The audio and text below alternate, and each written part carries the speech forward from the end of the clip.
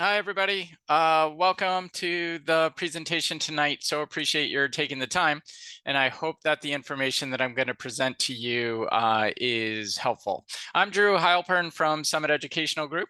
And tonight, I'm just going to lead you through the accommodation process for both the SAT and ACT, just so you have a better understanding in terms of what's involved there. Before I begin, though, just a couple of quick logistical things to cover. The first one is I am recording this.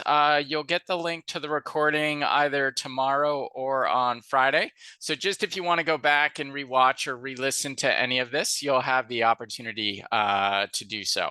And then also, if you have any questions, please don't hesitate to type those questions into the Q&A box, just in the interest of time and keeping us moving tonight.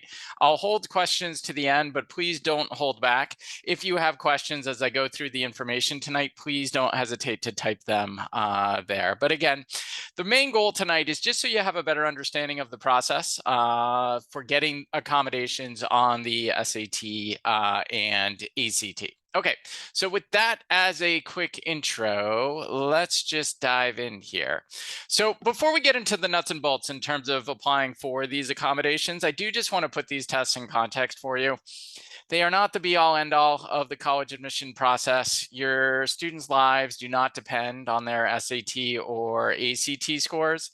Having said that, I don't want us to completely put our heads in the sand either, because depending on the schools that ultimately end up on your list, there might be some schools out there that will see the scores, consider the scores, put a little bit of weight on those scores. But anything we can do to keep these tests in perspective and not give them more life than they deserve is always helpful. So along those lines, I start with this slide because, again, this is just kind of reinforcing this idea that there are many factors that are going to go into that final admission decision. But the main take-home message that I want you to have from this slide is please keep in mind that the number one thing that colleges are looking at is a student's grades, their transcript, their day in and day out performance in school. That's what they're going to put the most emphasis on. The next thing that they're going to look at is what's called strength of curriculum. You'll also hear this referred to as rigor of the curriculum. Did students challenge themselves in school? Did they take advantage of the academic opportunities presented to them at their high school? And then for those schools that consider standardized testing scores, the two major tests that they're looking at are either the SAT or ACT. But just note, if your student's in AP classes and chooses to take an AP exam and submit those scores as part of their application, college admission officers will see those AP scores as well, and also factor that into their overall application read. But in addition to these academic factors, there's also many non-academic factors that are also going to be considered. So even those colleges that are getting, for instance, like 30,000, 40,000, 50,000 plus applications now, they are reading the essays that are part of that student's application. They are looking at and reading the counselor recommendations and teacher recommendations. They are looking at your students' extracurricular activities, any position of leadership they've had, any work experience they may have had, and all of these factors are going to go into that final admission decision. And for those of you going through this process for the first time, the term you'll hear around this process is what's called a holistic review. And what the college admission folk are doing with this holistic review is they're really trying to get to know the applicant as a person, not just as a number. So they're not just taking a student's grades or GPA and putting it in some kind of formula with their SAT or ACT scores, and then making that admission decision based on that number. All of these factors under that holistic review are going to weigh into that final admission decision. And again, just to give us a little bit of context in terms of how the scores are being used in the admission process today, I do just want to spend a couple minutes just going over the test optional school landscape, just so you have a better understanding of what it looks like now and a better understanding of what it means. So when your student applies to a school that is test optional, and I said say when, not if, because even though there's a number of schools you've seen, or you can see in that second bullet point, that have gone back to requiring, still the vast majority of schools are still remaining test optional. And we think that's going to be the case at least for the foreseeable future. So when your student applies to a test optional school, what that means is they're in control of their scores. So they decide whether to submit those scores as part of that application process or not. So just in the fall of senior year, if they're looking at their SAT or ACT scores, they feel pretty good about those scores. They feel like those scores are reflective of the work they've been doing in school. They feel like those scores will be supportive of their application, even though they're applying to a test optional school. Just note, if you decide to submit that score, those college admission officers will see the scores, consider that score in that overall application read. But just if for whatever reason, that score came back lower than what that student was hoping for or expecting, just really not in line with what they've been doing in school, just really not reflective of their academic abilities, they are not obligated to send that score to that test optional school. That admission officer is not going to see that score.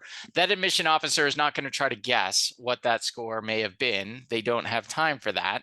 If you apply to a test optional school without standardized testing scores, what that college admission officer is most likely going to do, just a little bit of a deeper dive on the transcript, on the grades, on that rigor, just to reassure themselves that that student can handle the rigors of that particular college or university. And again, almost all colleges and universities have continued their test optional policies, but there are some schools that have gone back. So many of the Ivy League schools like Harvard, Cornell, Brown, Yale, Dartmouth, for instance, they've all gone back to requiring.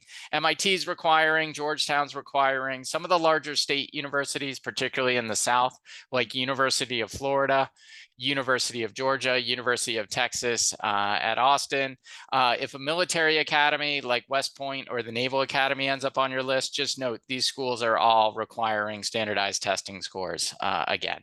But just knowing there's going to be a number of schools on your students list that are still test optional. So with that in mind, I really encourage students to see these tests almost as a chance to show off a little bit. It's another objective data point that they can potentially share with colleges to show their academic readiness. And because we know there's going to be a number of schools on their list where they're in control of their scores, I really want them to see these tests almost through an everything to gain, nothing to lose mindset.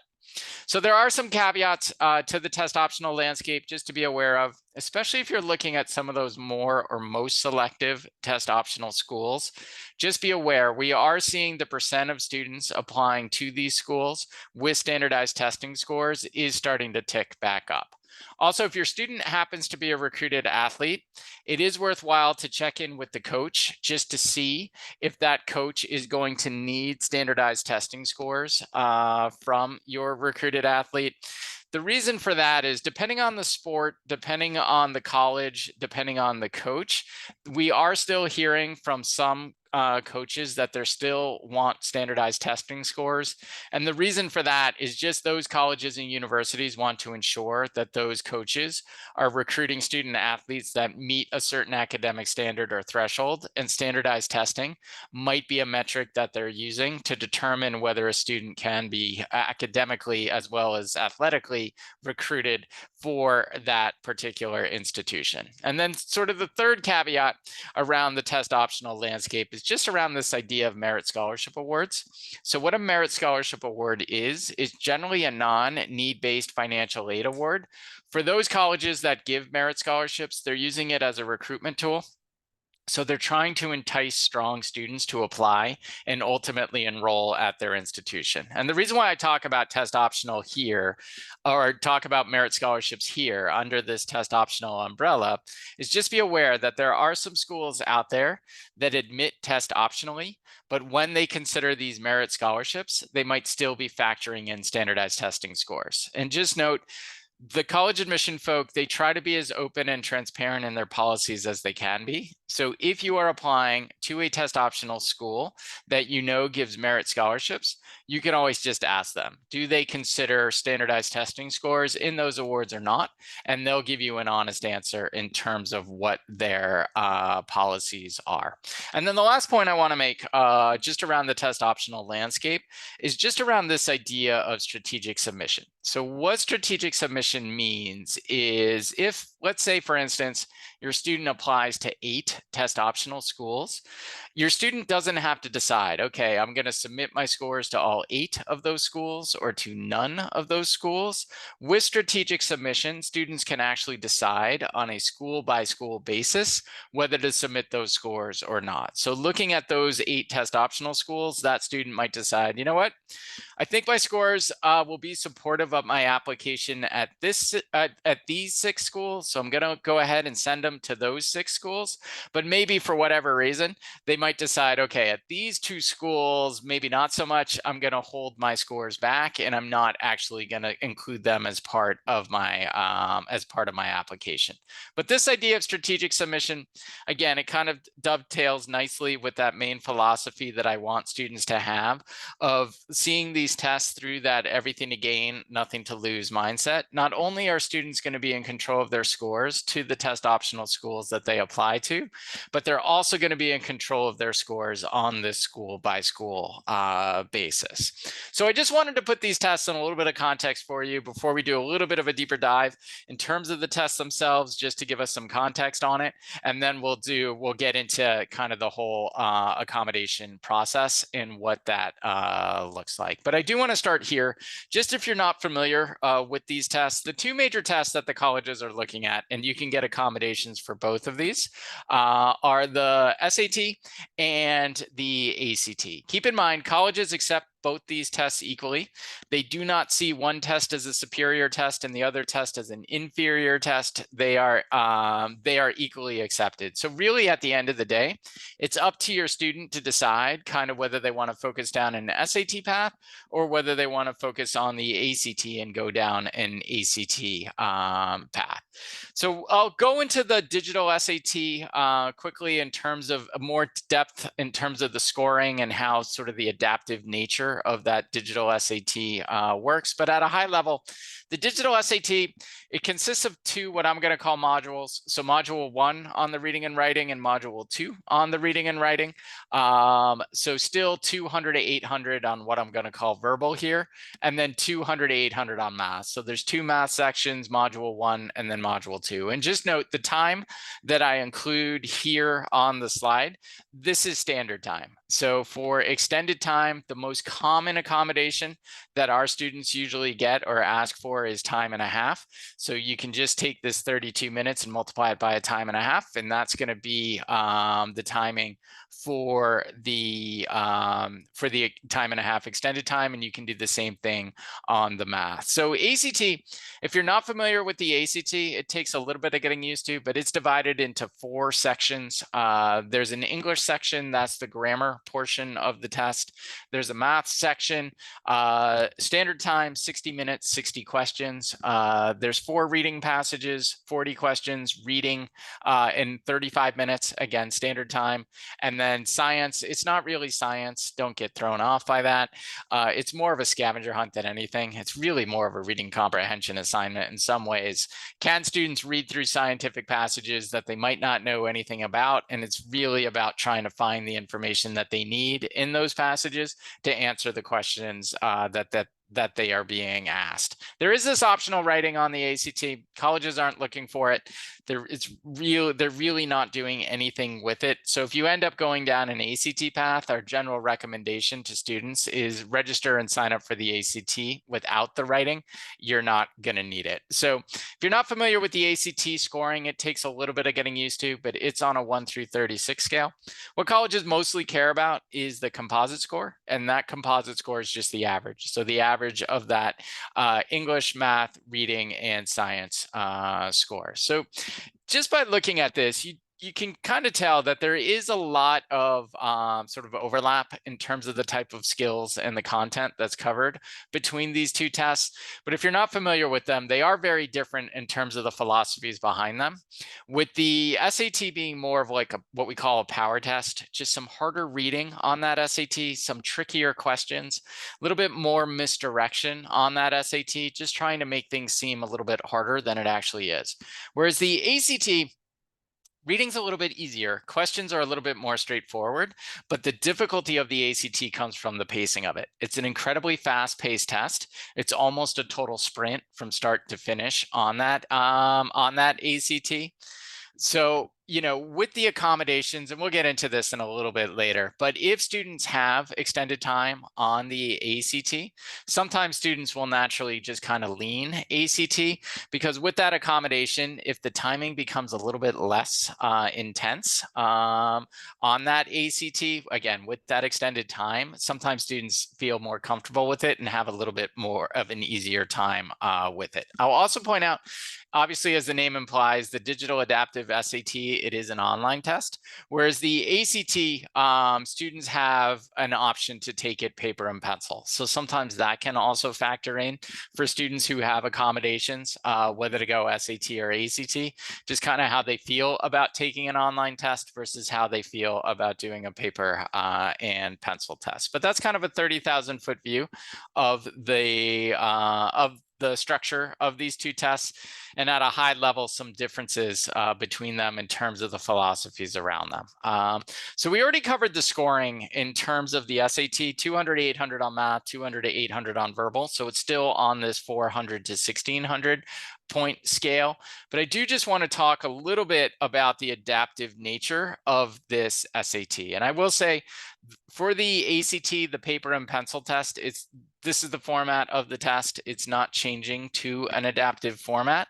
But for this new SAT that actually went live this past March here in the US, it does have this adaptive scoring. So when I talk about an adaptive test at the 30,000-foot view, what I mean by that is how students perform on an earlier part of the test kind of predicts their overall score range and their overall skill ability. And then the questions that they see later in that test are refined or are adapted to that student's skill level, and it's used to hone in on their score. So what I mean by that is, again, just to orient us, on the reading and writing, so it's module 1 on the reading and writing, then module 2 on the reading and writing, then module 1 on the math, and then module 2 on the math. And for both the verbal and the math, that first module is going to think of this as being almost like a heat map. There's some easier questions, or a heat map of difficulty of questions within this module. So there's some easier questions, some middle level questions, some harder questions, some of the hardest questions on this test.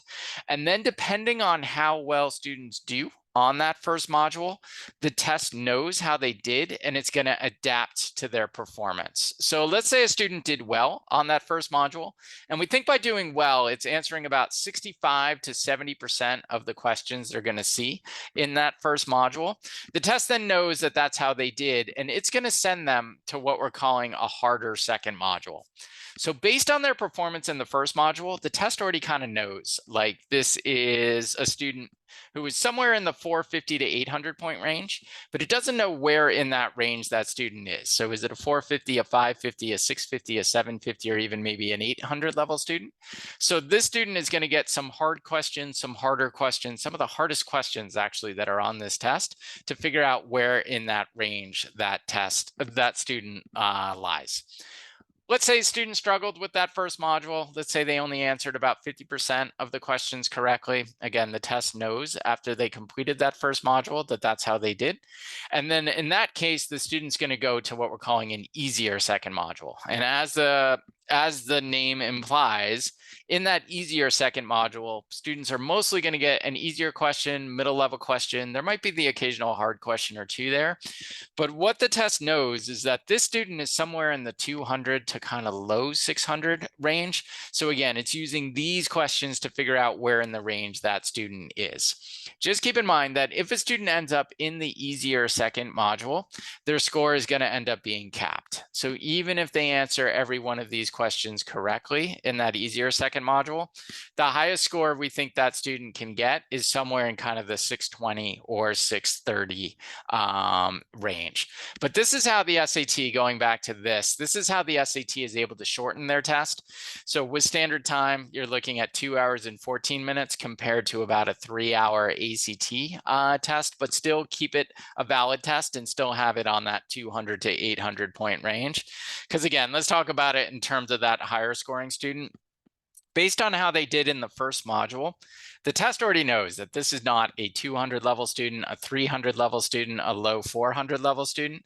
So the test doesn't need to waste that student's time asking them questions in that range.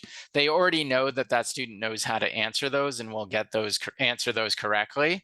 So that's how the test is able to be shorter, again, 2 hours and 14 minutes with standard time, but yet still keep it on that same 200 to 800 point scale. And I will just point out that students don't know which second module they went to after they completed the first module. The test doesn't tell them.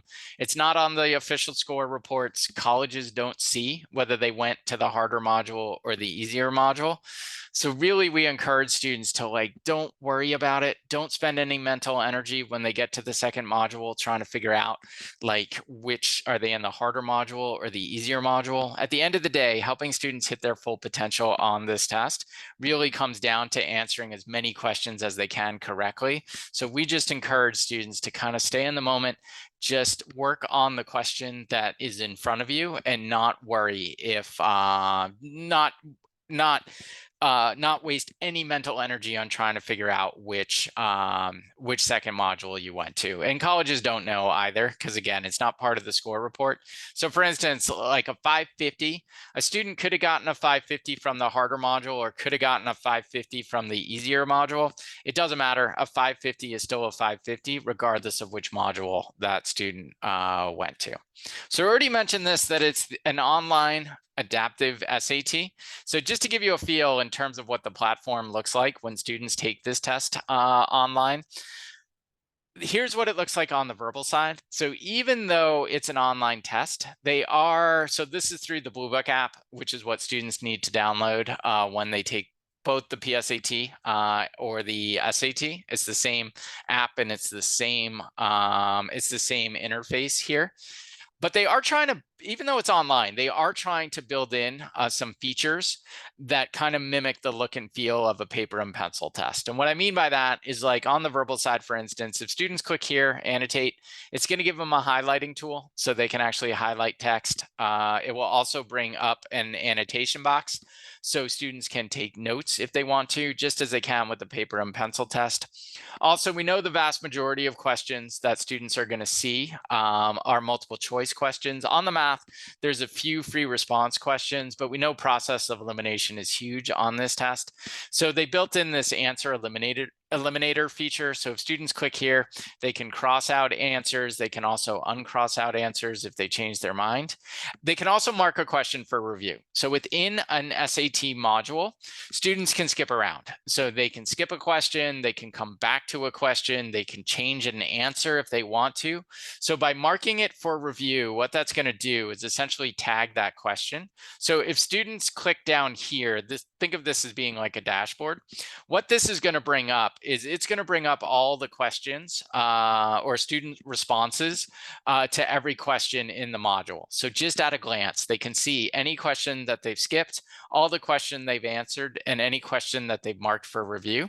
So even though it's online, it's easy for students to navigate the test and the different questions and be able to go back to any question that they want to. So even though there are going to be proctors in the room to help administer the test, the proctors themselves are not responsible for the timing of the test. So there is a built-in timer here. So if students have accommodations, for instance, time and a half or double time, that will be reflected in the timing of their test through this timer. Students can hide it. So just for nervous students who are like, Drew, like, no way, like, I don't want to see this timer ticking down on me. They can hide it. They can also unhide it and bring that up at any time. So again, this is how the SAT through the platform can give time and a half or double time by giving students more time with that timer there. This is what the math looks like. The previous one was the verbal. It looks almost identical in terms of the features. Here we have answer eliminator. Here's our timer. Here's our mark for review. Here's our dashboard. But just note, the SAT, they got rid of the no calculator math section. So students can use a calculator throughout. So for every single math question. So they can either use their own calculator, like a TI-83 or TI-84, their graphing calculator.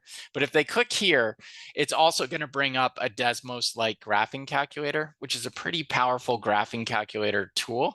So if students are familiar with Desmos and know how to use it, it can be very helpful in answering some of the math that they'll see. I'll also note that students are given scratch paper as well. So they're not expected just to work through through the math in their head or just using a calculator. They absolutely can write stuff down on that scratch paper, and we highly encourage students to take advantage of that and to do that. And again, keep in mind, ACT, they do have an online option, but most students opt to take it paper and pencil. So for students with accommodations, I generally recommend the paper and pencil test for that ACT, just because sometimes students can have an easier time just having a test booklet in front of them as opposed to trying to take it online. Having said that, we work with a number of students who have accommodations, and just due to the nature of the test, they've gone an SAT path instead of the ACT. And that's also, obviously that's fine as well. But hopefully that gives you a little bit of context in terms of sort of the testing landscape, a little bit of more information in terms of how colleges are actually using these scores now, and a little bit of a deeper dive in terms of some of the differences between the SAT and the ACT. Okay, so let's actually do a deeper dive in terms of students who have accommodations or need accommodations. What does that process look like to getting those accommodations for the ACT or from the College Board for the SAT or for the SAT? So it's really 4 kind of very basic steps. So the first one is determining eligibility, right? So is your student, are they actually eligible to get accommodations for these tests? The other part that's required is just making sure you have the proper documentation, submitting the actual application, and you'll work closely with your school to do this. And then just note, there is an appeal process. So if your application for these accommodations get denied, you can actually appeal it. It's not like, you get that decision and then you're kind of out of luck. There are steps that you can take in terms of hopefully increasing the chances that on appeal, those accommodations will be granted. So let's first talk about sort of eligibility. So for both the SAT and the ACT, as you can see here, really what they're looking for is some kind of documented learning difference that the students' participation in the test is actually impacted by that learning difference, so the requested accommodation is needed.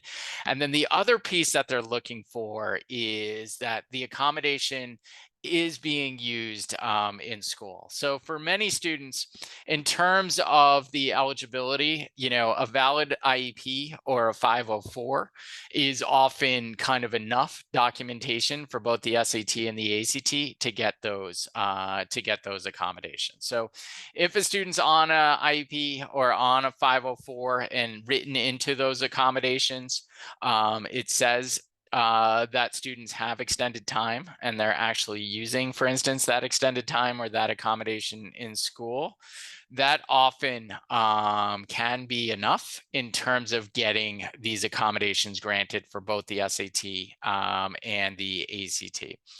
Again, documentation, usually it's just a 504 or an IEP, but if for whatever reason you don't have those, you can provide further documentation. So sometimes it's a neuropsych evaluation where the diagnosis is clearly stated. Again, it's a current neuropsych evaluation. It's not something from like elementary school that you're trying to use to get accommodations from these tests.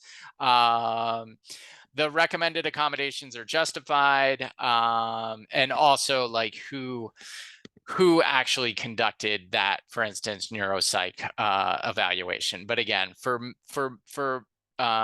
both the College Board and the ACT, often an IEP or a 504 will suffice there. Usually you do want the actual neuropsych evaluation to be on file with the school. Just if the College Board or the ACT come back and they want additional documentation, that the school has access to that. So again, you're going to work closely with the school in terms of submitting these applications. So on the SAT side, and you can always just call your school up and ask them, like, who is the point of contact in terms of helping us through this accommodation process. Just to learn some jargon, on the SAT side, they call it the SSD coordinator.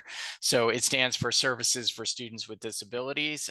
Generally, that's going to be your contact person who's going to help collect the necessary documentation and actually submit the application online to the College Board.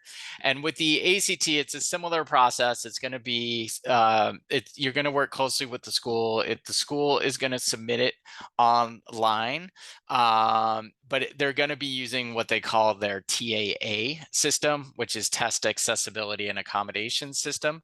And the person's official title at the school is the TAA coordinator. And a couple years ago, the SAT, what they did is they wanted to kind of streamline this process a little bit and make it a little bit easier on families and for students to actually get these accommodations. So what they decided to do in some ways was to kind of follow the school's lead. So they moved to what they call an automatic approval. So really what they were asking for is, does the school have on file either an IEP or a 504 that clearly states the student needs that accommodation? And the other box that they have to check in this process is does the student use these accommodations in school? And the idea of it is, if the school is willing to check both boxes for yes, then the SAT, again, was just going to follow the school's lead on this and grant those accommodations. But just note, it's not quite as simple as the school counselor or whoever the coordinator is checking those two boxes. If you look at the form that the school actually has to form out or has to fill out, there's a lot of specific questions that they will answer. Like, is there a neuropsych on file? Yes. What were the credentials of the person who conducted that neuropsych evaluation? So it's not just, you can't just go to the school and be like, hey, I think my student needs extended time on these tests. When you fill out the form, can you just click yes and yes, and then we'll be done and we'll get those accommodations. On the back end of it, there's further questions that coordinator needs to answer. And a couple summers ago, ACT, they kind of followed the SAT lead on this, where again, they're trying to streamline it a little bit. They are trying to follow the school's lead. Like, is there documentation on file at the school? Is the student using those accommodations in school? And again, generally speaking, even for the ACT, they're trying to then streamline that process. Just note, there is further documentation that the ACT asks for. Like, sometimes they ask for the actual neuropsych evaluation to be uploaded. So there's sometimes a little bit more steps involved to get approval on the ACT on the school's end compared to that SAT. Okay, in terms of the timeline, generally speaking, you do want to start this process earlier, just to give you more time. The SAT, they talk about it taking up to like 7 weeks. But if the student provides proper documentation and the school sends it, notification is usually faster. But generally, our advice, so for sophomores who are on the call, again, you have lots of time on this. It's too early to like actually take official tests, but you might just want to put it on the school's radar that you're going to be seeking accommodations, just to kind of get that process going a little bit. So on the ACT side, again, they're trying to streamline their process a little bit. They're saying it's normally processed within 10 to 14 days. The deadline for submitting requests for accommodations is about 6 weeks before the test date. But just note, one of the differences between getting accommodations for the ACT versus the SAT. SAT, you can ask for these accommodations at any time. So many students actually get the accommodation when they take the PSAT. So if they have the accommodation for the PSAT, whether it be extended time is the most common one, that accommodation is going to carry over to the SAT. So once students have it approved for the PSAT, they automatically have it for that SAT. But for the ACT, generally encourage students to actually register for a test date before their application, before submitting their application, and before their application will be considered. Just note, students, it doesn't mean that the students actually have to sit for that test date, but it is a way to register for a test. So for instance, for our sophomores, sometimes we'll tell them, like, register for the June test if you want to get a jump on this and get a jump on the approval process. It doesn't mean you're taking that test in June, because it's too early for students. Most students peak on these tests kind of late spring of junior year into that fall of senior year. So I think there is a fee for this, but what you would do is you would just go online, and once you had the accommodations in hand, essentially you would just push that test date out a little bit.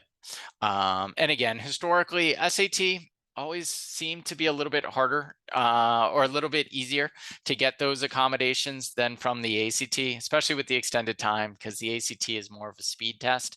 So they seemed a little bit more reluctant to actually grant students extended time on that ACT, but that landscape seems to be changing. Again, with the ACT trying to streamline their process, follow the school's lead a little bit more, it does seem like students are having a slightly easier time getting those accommodations from the ACT. Okay, in terms of notification, so after you get approved for extended time on the SAT, essentially what you'll get is a letter from the College Board, which has your SSD number on it, and you can use that number anytime you register for an SAT. Also, just note, if you have accommodations for the PSAT, you have it for the SAT, but you also have it for AP exams as well, because those are all tests that fall under the College Board. And the College Board, you can see that last point there. They do recommend that students bring their eligibility letter with them on test day, just so you have documentation. But when you register for the SAT, it will ask you, are you asking for accommodations? If so, which accommodations are you asking for? And what is that SSD number if you have it. And then on the ACT side, just note, it's notification of getting those accommodations approved. It actually goes through the school. So it goes through their online TAA system. So it will include the approved accommodations that the student got, or reasons why it was not approved. But the school is the one who's actually going to know. So you'll have to check in with that TAA coordinator to see if those accommodations were approved or not. And then in terms of the types of accommodations, the most common one is time and a half for both the SAT and the ACT. So if you get that accommodation, time and a half, even double time here on the SAT, just note those accommodations can actually be administered on national testing dates at national testing centers. If you have accommodations, for instance, like triple time or multiple day testing, and again, you can ask for these accommodations, that's going to put you into what they call school-based testing. So what that means is you're not going to be able to take it on a national testing date, like on a Saturday at a test center. You actually have to arrange to have the test taken in school, typically during the school day. And the ACT, they do something similar. They have what they call national extended time, which is that time and a half, 50% additional time, same as we saw on the SAT. You can if you have that 50% extended time, you can do that on any of the national testing dates at any of the national test centers. But if you get what they call special testing, so like double or triple time or multiple day testing, or if you need a reader or a scribe, for instance, um, that's going to put you into what they call special testing. Again, that test will be administered at your school, and you have to make special arrangements to get the administration of that test. I will note, with the SAT being an online test, they have built in some features into that platform. So in the past on the SAT, if students needed like a reader, that would have put them in the school-based testing realm. But they are trying to accommodate that. They are trying to accommodate that that need actually through the testing platform itself. So students will, have headphones, and through software, it can actually read the questions to them. And then the appeal process. Okay, so if you apply for these accommodations and if for whatever reason that accommodation is denied, don't lose hope. You can appeal it. Just note, for both the SAT and the ACT, like, they will tell you what additional information they need, or why that accommodation was denied. So you can submit additional documentation for both the SAT and an ACT on appeal. Just note, when you appeal it, you do want to apply or provide additional documentation. Sometimes it could be a more recent neuropsych evaluation. Sometimes it could be a letter of recommendation from the teacher just affirming that you need these accommodations. Sometimes we've had families actually write letters themselves to be like, hey, here's kind of what we notice when our students are taking tests. So you can't just go back and be like, hey, we strongly disagree with your decision. Can you please just reevaluate it or look at it again and let us know? You do need to provide some other documentation or some other evidence on that, that appeal. But just keep that in mind. If it's denied, there is a formal appeal process that you can go through. But again, you do want to submit additional documentation on that appeal. So again, the most common accommodation that we see is that 50% extended time, where on the SAT, essentially, they're just going to add 50% extra time through the platform to give students that extra time. On the ACT, just note, the reading is 35 minutes and the science is 35 minutes, but with the 50% additional time, actually students get a little bit more time than that. That actually goes up to 55 minutes per section for each of those. And our general recommendation is, if your student, again, has an IEP or has a 504 and are using this accommodation in school, our general recommendation is to try both tests, both the digital SAT and the ACT, with that accommodation, ideally in a practice setting. And we offer it in both our New Canaan office in Connecticut and our Newton office. We do every weekend. We offer these tests with that accommodation. And then students can just kind of compare, right? You can compare your scores. Students can compare their testing experience. But again, because the challenge of the ACT is just how fast it is, but generally questions are a little bit more straightforward. If students get accommodations on that ACT, sometimes that timing can become a little bit less of a factor. So sometimes students can lean kind of more going into that ACT direction, but it's not a hard and fast rule.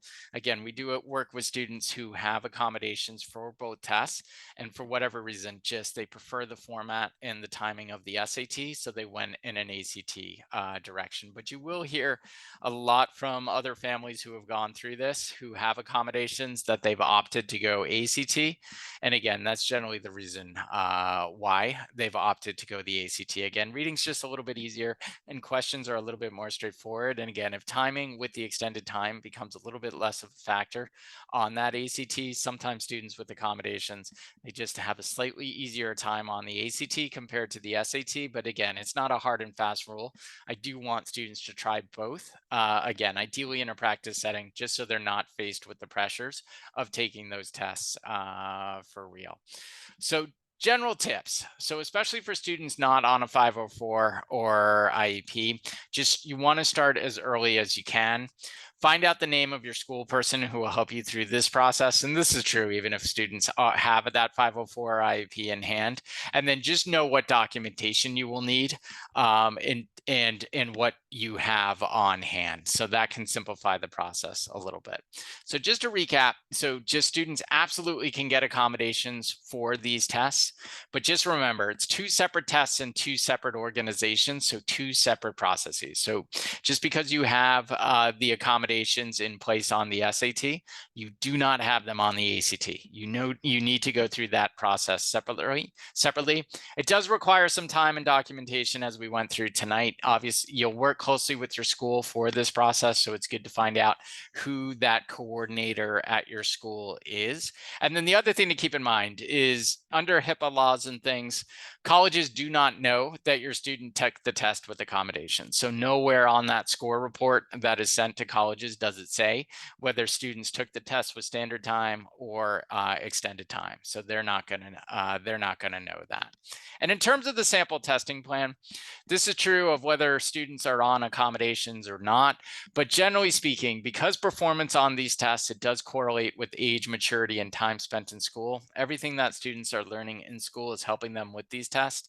Statistically speaking, most students peak on these tests kind of later in spring of junior year into that fall of senior year. And again, this is true for students with accommodations or without accommodations. So we're generally targeting kind of later in spring of junior year into that fall of senior year in terms of when students are taking these tests. So for our younger students who are on the call, or parents and guardians, generally what our recommendation is after sophomore year, so over the summer, again, reach out to us, try that ACT with extended time, try the digital SAT with extended time.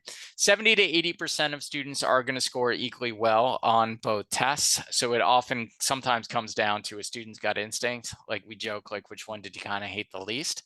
But after doing this, what we're trying to do is just pick a path, right? Are we going SAT or are we going in ACT? So if we go with the SAT path, this is what it kind of looks like. Digital PSAT in the fall, generally of junior year, then SAT kind of March and June, with that third and final attempt, maybe early fall of senior year, just to give you a feel for the timeline. Again, try the practice ACT. If you end up going down an ACT path, looks more like this. Again, practice ACT with that extended time, digital SAT. We still encourage students, even if they're going down the ACT path, to go ahead and take that PSAT. Like, why not? It's good practice for them. Anytime students get to take, an official test under real conditions, especially when it doesn't really count for anything. Like colleges don't see those PSAT scores and aren't making admission decisions based on a PSAT score because obviously they're not seeing it. So even if they know they're going down an ACT path, we generally encourage students, like, why not? You got nothing to lose. It's good practice. But then like first attempt in April, second attempt in June, with that third and final attempt kind of in early fall. But just keep in mind, and this is true of students whether they have accommodations or not. We do work with students who might test a little bit later. Just they need to focus on schoolwork, especially through junior year. So they might end up taking like their first ACT in like June at the end of junior year, maybe their second one over the summer in July, and then third and final one in September, just because most students aren't one and done on these tests. But most students need to take the test kind of 2 or 3 times to kind of hit their full potential on it. So this is what these plans are kind of based on. But having said that, like I don't want students to take the test like 6, 7, 8 times. It's just too much. So we don't want to do that. We want to do something a little bit more sane and sensible. But just don't worry if your plan ends up looking different than this. Again, similarly on the SAT one, we do have students who after the end of junior year, they take their first attempt in June, just because again, they really want to focus on academics throughout junior year. But I do generally encourage students to get an official test under their belt by the end of junior year, and then they might take their second one in August, and then their third one in kind of fall, October of senior year. Okay. Again, I know we covered a lot tonight. You'll get the link to the recording tomorrow, but hopefully this was helpful in terms of just having a better understanding of the timelines and also kind of what the accommodation process looks like for the SAT and ACT. We do have some time for questions, so if you have any questions, please don't hesitate to put them in the box, in the Q&A box. Don't worry if you don't have any questions, but my email's here. So just if you're rewatching the recording or think of anything, please don't hesitate to reach out. And I will say, as you get into this, we work with a lot of students with extended time and with accommodations. So we do have a lot of expertise in terms of working with students who might have a learning challenge. So again, please don't hesitate to use us as a resource. We offer the free practice SAT and ACT tests pretty much every weekend out of our Newton or New Canaan office in Connecticut, but we can also arrange for students to take it at home if that's easier for them. And then just as you get into this, we do offer one-on-one, both in-home and online test prep. We also do AP tutoring. We do general academic tutoring as well. So just if your student's looking for more academic support, also feel free to reach out to us for that. And I will say, you know, one of the major things in terms of working with students that have accommodations or have that extended time is just helping them use that extra time effectively, and also just trying to make the test a little bit more manageable. So they don't, you know, they don't look at on that ACT, oh my gosh, I got 60 math questions that I got to get through in 90 minutes. That can be a little bit overwhelming for students. So just helping them break that section down a little bit and think about how to approach it and the different math questions that they're going to encounter. But anyways, again, please don't hesitate to reach out to us. We're here to help. As you can tell, you know, we love working with students and families and guiding you through this. So please don't hesitate to use us as a resource for any questions that you might need. All right. So having said that, we do have some time for questions if anything comes in. And again, it's no problem if not, because again, I know we covered a lot tonight, but I'll give it about 30 seconds or so just to see if anything comes in. And if not, no worries. We will end this. But I hope this was helpful for everybody. And again, you'll get the link to it, to the recording tomorrow. And as part of the recording, obviously, you'll be able to see the slides as well. All right. I'm not actually seeing any questions come in, which again is fine, but my email's here, so please don't hesitate to reach out. But again, thanks for joining tonight. So appreciate your taking the time, and I hope this was helpful for everybody. All right, thanks everybody. Enjoy the rest of your evening. All right, have a good night, everybody. Thanks so much.